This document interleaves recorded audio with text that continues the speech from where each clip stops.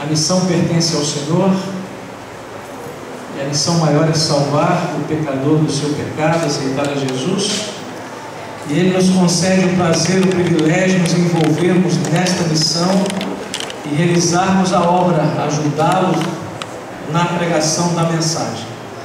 Portanto, mais uma vez, parabéns a todos vocês. Tenho certeza que muitas pessoas já passaram por aqui. Daqui surgiram outros trabalhos, outros movimentos, e esta igreja tem sido uma bênção. Fica aqui também a minha gratidão a todos os líderes, todos os membros, cada família, pelo excelente trabalho realizado aqui nessa localidade. Romanos capítulo 9. Romanos capítulo 9. Perdão, capítulo 10. Romanos capítulo 10. Nós vamos orar mais uma vez para estudarmos a palavra do Senhor. Romanos capítulo 10. Feche seus olhos. Mais uma vez, Senhor, a nossa gratidão por tuas bênçãos, pela alegria de festejarmos 21 anos da igreja de Água Branca.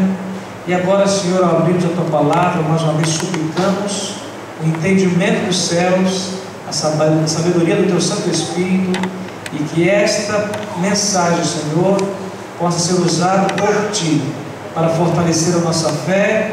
E sabemos que nós temos uma missão, Senhor. Nós devemos pregar a Tua mensagem. Se conosco, portanto, te pedimos em Cristo Jesus. Amém. Romanos, então, capítulo 10, a partir do versículo 13. Romanos 10, versículo 13. A Bíblia nos diz assim: porque todo aquele que invocar o nome do Senhor será salvo. Como, porém, invocarão aquele em quem não creram? E como crerão naquele de quem não ouviram? E como ouvirão se não há quem pregue? E como pregarão se não forem enviados, como está escrito? Quão formosos são os pés dos que anunciam boas novas, ou coisas boas, dizem outras traduções. Irmãos, o texto fala aqui da missão da igreja, e a grande realidade do texto é como é que o mundo vai crer se não há quem pregue.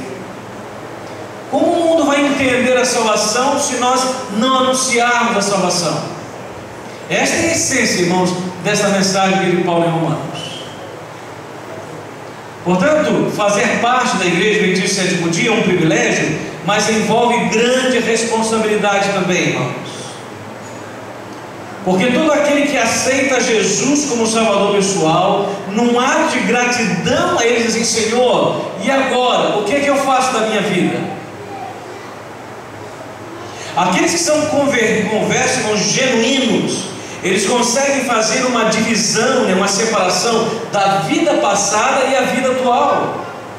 A vida passada era uma vida de confusão, de perdição, de pecados, de mundanismo. Só que ele aceitou a Jesus como Salvador pessoal, e ele precisa fazer essa pergunta a Deus: Senhor, e agora? O que eu faço, Senhor?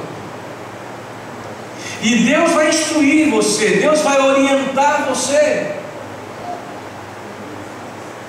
Porque, irmãos, nós devemos ser motivados pela gratidão de quem nós éramos e quem nós somos agora.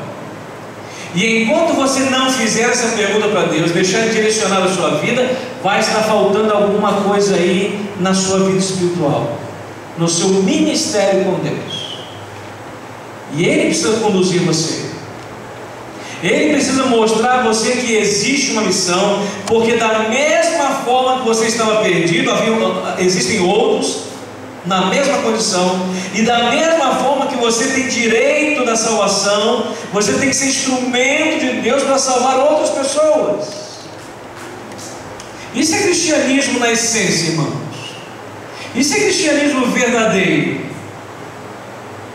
Porque a vida fica muito assim vazia, né? Se você vem para a igreja, volta para casa, vem para a igreja, até quem sabe cumpre aí alguns ritos da igreja, você é fiel, né, naquilo que Deus pede, no sábado, nos dias de ofertas, mas se não existe um comprometimento com a missão nas suas mais diversas áreas, está faltando alguma coisa aí. Porque Deus salvou você para salvar. E algumas pessoas nos parece que querem a salvação somente para si. Pegam a salvação, tomam posse dela e guardam a salvação e vão vivendo a vida de adventício sétimo dia por aí. Vida vazia, irmãos. Porque você tem que perguntar a Deus: e aí, Senhor, o que o Senhor quer da minha vida agora? E o texto diz aí: como é que eles crerão, irmãos, se nós não falarmos? Como é que eles aprenderão a palavra se nós não ensinarmos?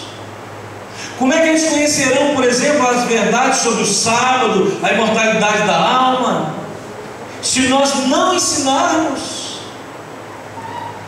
Portanto, ao completar mais um ano de vida, irmãos, eu sei que muitas pessoas já passaram por essa igreja aqui, e eu sei que tem gente comprometida com a pregação do Evangelho aqui, mas todos nós temos que nos envolver de certa forma. E não necessariamente você tem que ser um pastor, não necessariamente você tem que ser um pregador, mas existe um ministério para você na obra de Deus, e você só vai descobrir se você perguntar. Senão entra sábado, sai sábado, entra ano, sai ano, e a vida continua a mesma coisa. Existe um ministério para nós, irmãos. E por isso Jesus disse aos discípulos: ide pregar o Evangelho. Ide. Responsabilidade nossa, e grande responsabilidade, irmãos. Ninguém pode fazer a sua obra, o seu ministério, que Deus designou para você. E um dia Ele vai cobrar de nós o que nós fizemos com os dons que Ele colocou em nossas mãos. Um dia, quem sabe, Ele vai dizer: você poderia ter feito mais. E a promessa, irmãos, é que nós não estaríamos sozinhos. Jesus disse assim: de pregar o Evangelho, e eu vou estar com vocês quanto tempo? Quando? Todos os dias. Até quando? Até a consumação dos séculos. A grande questão é que nós olhamos para nós mesmos muitas vezes e nos sentimos incapazes, nós nos sentimos pequenos demais. Aí Ele resolve como que Ele resolve isso? Eu vou conceder o poder do Espírito Santo para vocês. Atos 1, versículo 8, né? Recebereis poder ao descer sobre vós o Espírito Santo. Não estamos sozinhos, irmãos, na pregação do Evangelho. Existe uma obra para todos nós, um ministério para todos nós.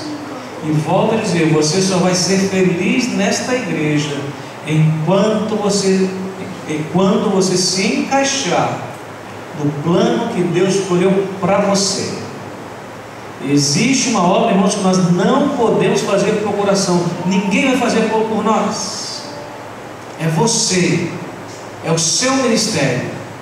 Eu me lembro, eu fui pregar numa igreja certa vez, e eu trabalhava na associação como departamental, e aí eu preguei sobre a missão da igreja, irmãos. Naquela tarde a igreja tinha uma arrancada missionária, e eu, logicamente, que eu motivei os membros, né, estarem ali à tarde, né, para visitação, para orar com as pessoas, para entregar literatura. E aí a saída, eu cumprimentando as pessoas, e aí eu fui, né, incentivando os membros: irmãos, hoje à tarde não falte e tal. E era uma irmãzinha que eu achei que ela foi muito infeliz nas palavras dela. Quando eu cumprimentei, falei: irmã, a senhora vai estar hoje à tarde aí? Ela falou: pastor, me desculpa, eu não vou não. O senhor recebe para isso. Eu queria dizer: eu pago o senhor para fazer esse trabalho. Eu confesso que eu fiquei chateado, sabe, irmãos? E eu fiquei em silêncio. E que bom que eu fiquei em silêncio, né? E depois eu fiquei refletindo nas palavras daquela irmã. E sabe que tem muita gente que pensa assim, irmãos? A obra, irmãos, é individual. A obra, ela é pessoal. Deus vai cobrar de mim uma responsabilidade que Ele não vai cobrar de você. O que Ele vai cobrar de você não vai cobrar de outro. Por isso que Ele deu dons. E Deus vai cobrar de você exatamente o dom que Ele separou para você e você não foi buscar. E quando você pergunta do Senhor: o que eu faço? Você tem que entender que é segundo a vontade de Deus e não a sua. Porque uns ele escolheu para ensinar, outros para curar, não é assim que diz?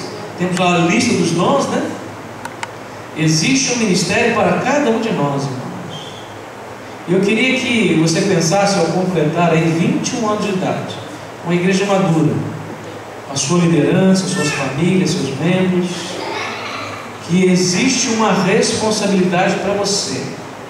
Independente da idade que você tem, se você tem cargo na igreja ou não, independente se você nasceu nessa igreja, se você se batizou esse mês, existe um ministério de Deus para você. E Ele está falando para você: filho, vai. Filho, vai. Eu vou estar com você. E se você aceitar o chamado de Deus, querido, coisas maravilhosas vão acontecer na sua vida. Deus vai abençoar você. Você vai realizar coisas que você nunca imaginou. Deus vai tornar de você um gigante espiritual nas mãos dele. E você vai desenvolver dons para a honra e glória do seu nome. A sua vida será uma bênção. Você será feliz nesta igreja e na presença do Senhor. Quando colocar a cabeça no travesseiro, você vai dormir em paz, porque você tem tentado fazer o seu melhor. É o desafio de Deus para nós, irmãos, ao completarmos mais um ano de vida.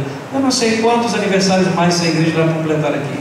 Eu não sei, mas eu sei que está perto. Eu sei que em breve Jesus irá voltar. E onde estaremos nós? Nós vamos estar em paz naquele dia. Senhor, fiz o meu melhor? Ou quem sabe nós vamos tentar fazer, né, em época complicada, difícil de perseguição, aquilo que nós não fizemos hoje. Comece agora, meu irmão. Com esse espírito de gratidão no seu coração por mais um ano de vida dessa igreja. Comece agora. Pergunte a Deus: e aí, Senhor, o que o Senhor quer de mim? Ele vai conduzir a sua vida. Ele vai abençoar você. Ele vai dotar você. Ele vai conceder a você o Espírito Santo de Deus. Sua vida será uma bênção. Você aceita o desafio de Deus? Você aceita? Cadê as mãos levantadas? Pode tirar uma selfie agora? Pode? Compromisso todos nós aí, pela graça de Deus. Deus nos abençoe a todos. Deus abençoe a sua vida. O Simei está filmando aí. Isso, Simei. Registro aí que o céu está vendo, Simei. Que Deus abençoe a todos, irmãos. Vamos realizar a obra. É um privilégio, é uma honra. Deve ser um prazer para todos nós. Que Deus nos abençoe.